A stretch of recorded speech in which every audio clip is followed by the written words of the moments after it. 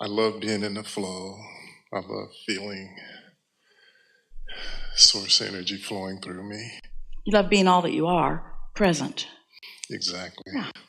My fiance and I was having this conversation one day where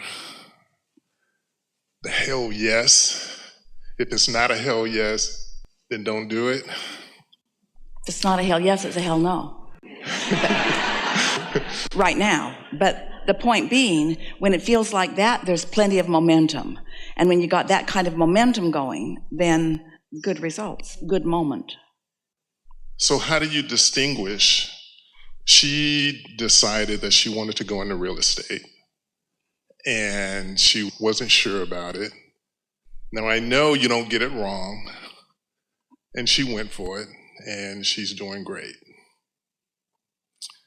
But how do you distinguish, okay, I have these angst about it, I have these not sure. You do, or you mean hypothetically anyone? Yes, anyone. Well, this is this conversation about ready to be ready to be ready, because through life, you've had enough experience that you've asked for a lot of things. And so there's a picture that is formulated vibrationally in what we are calling your vortex. And so it's calling you. So when you get an impulse to go, depending upon what your level of reception is, when you get an impulse to go, that's what that hell yes that you were talking about is. That's when you're really in sync and your inner being is calling you in a strong way and there's no resistance. So it just feels like, of course I'm going to do this. And really no one could talk me out of it. But if you're in a position where people could talk you out of it, then that means there's some active resistance in you that could be slowing it down. Now, as you said, nothing goes wrong because you can't get it wrong. You never get it done and you can't get it wrong because you can increase momentum right in the middle of something. It's just more difficult. For example, let's take the example that you've offered, that instead of waiting for the impulse to be so strong that there was just no denying it, let's say, could be this, could be this, could be this, I think I'll do this. So there's not that really strong awareness of momentum. But you commit to it. You go find somebody who will broker for you, or you find some real estate company to use their umbrella, so to speak, become part of that. And the more involved in it you become, the more you like it. In other words, you've jumped in and you've allowed the positive momentum to increase. But what if you jump in and on your first day, you meet someone there that says, I don't know why you're joining this firm. We hardly ever sell anything.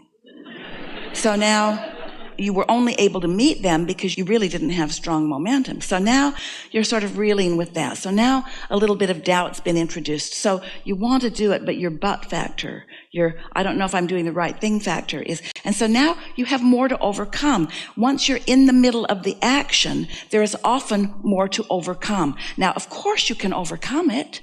Of course, you can use focus and you can care about it and you can succeed and you can come to believe more in your success and less in the negativity of others. Of course you can. But wouldn't it maybe have been easier, for sure, yes, not maybe, if you had lined yourself up, got your energy flowing, I'm going to do this, I'm ready to be ready to be ready to be ready to be ready to be ready. And so a real estate company comes to you or occurs to you, or you become part of their team that is really having a lot of success, so that it's just logical because everyone on that team is having a good amount of success. Here's the thing that we really want you to focus upon. You can get anywhere you want to be from wherever you are.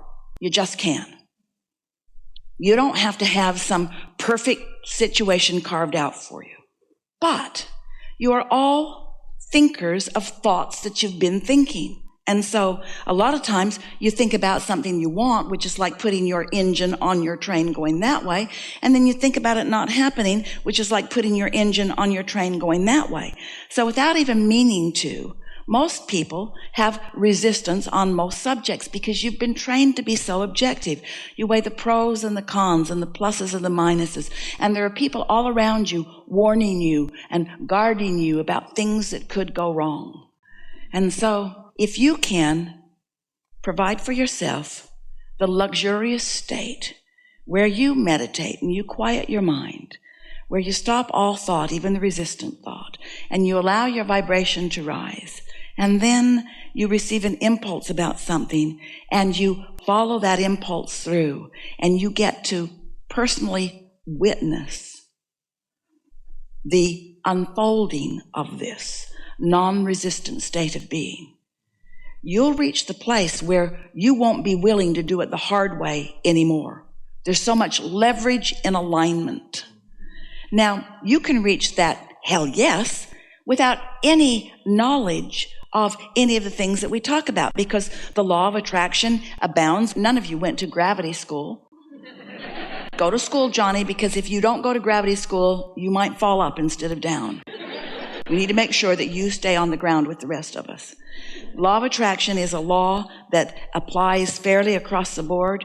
Everyone has the experience of law of attraction, but it's so very helpful to you when you understand that you are emanating the signal that law of attraction is responding to. The way you feel is a clue of what you're emanating. So when you deliberately allow your vibration to increase toward the things that you want, before you take any action, this is the specific answer to your question. It's much easier to get momentum going before you take the action. All of you, whether it's a relationship that you are getting ready for, or whether it's a financial empire that you're getting ready for, more than 90% of it is in place before you buy the first brick to put in the first building, or before you hire the first employee. Vibrationally, you've got so much done. But then what happens, because you're not vibrationally oriented mostly, you're more what you see and hear and smell and taste and touch oriented. So you got all this momentum going. It's like a sure thing. You buy your business, or you join your business, or you start your job, or whatever it is, and then you start observing stuff around you. And as you observe it, then you lose that momentum. And so the more you can get going before you jump into action, the less likely you are to shoot yourself in the foot with the slowed down vibration that happens when you face reality. What if this is a real estate firm that's on its way to something that really matches what your fiance wants? What if the reason that she got that impulse is because her inner being knows that this is what she's looking for in terms of the vortex, but right now it's not quite what she's looking for, but it's getting ready to be ready as she's getting ready to be ready too.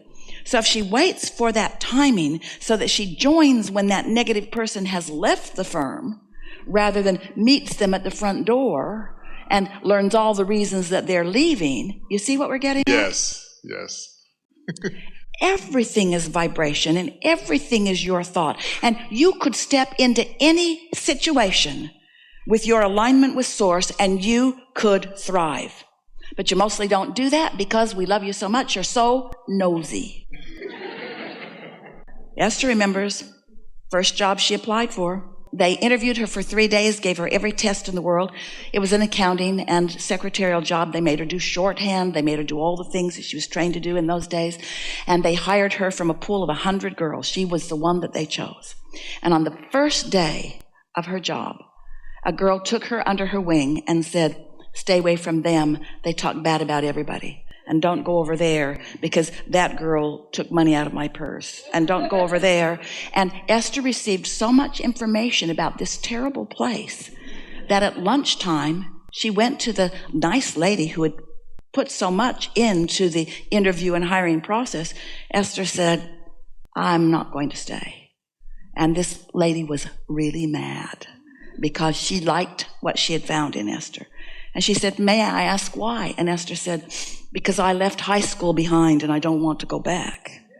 I don't want to go into petty." What Esther knows now is she would see that as, "Oh, this is really going to be fun. This is like meditating in the courtyard with the jets going over and maintaining my alignment even though there's jets going over." In other words, you certainly do not need to carve out a perfect environment for you to be in the receiving mode.